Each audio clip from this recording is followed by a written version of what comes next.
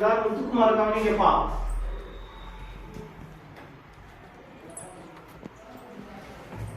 அனைவருக்கும் இனிய காலை வணக்கம். என் பெயர் முத்துக்குமார். நான் மஞ்சரி சிறப்பு பள்ளியில் படிக்கிறேன்.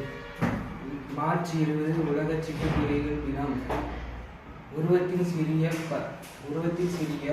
பழுப்பு நிற பறவை பார்த்தவுடன் ஆண் பெண் வேறுபாட்டை உணர முடியும். ஆண்குருவி தொண்டை பகுதி கருப்பு நிறத்தில் இருக்கும். உடல் பகுதி அடர்ந்த பழுப்பு நிறத்தில் இருக்கும். பெண் குருவி உடல் பகுதி மங்கிய பழுப்பு நிறத்தில் இருக்கும்.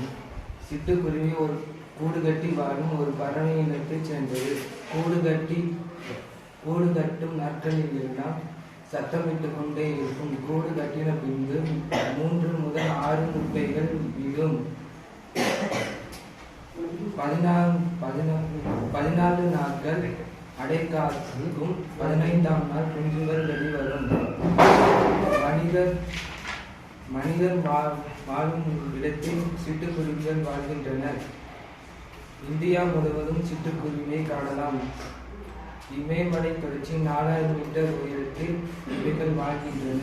திணை, தேன், மலர், அரும்புகள், புழுப்பூச்சிகள் சிட்டுக்குருவிகள் உணவாகும். சிட்டுக்குருவியின் குஞ்சுகள் பெரும்பாலும் புழுப்பூச்சிகளை உட்கொள்ளும். தாய்க்குருவி புழுப்பூச்சிகளை பிடித்து தன் குஞ்சுகளுக்கு ஊட்டிவிடும். சிட்டுக்குருவின் ஆயுள் காலம் 10 ஆண்டு முதல் 13 ஆண்டு வரை.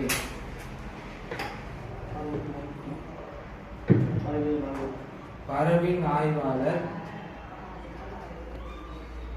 சலிமனின் வாழ்க்கை வரலாற்று நூலில் சிட்டுக்குருவியின் வீழ்ச்சி என்று பெயர் சூட்டினார்.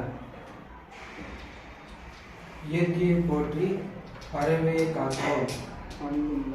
பறவைகள் இல்லாத உலகில் மனிதர்னால வாழ முடியாது. இந்த உண்மையை நாமும் இயற்கையை போற்றுவோம், பறவைகளை காப்போம்.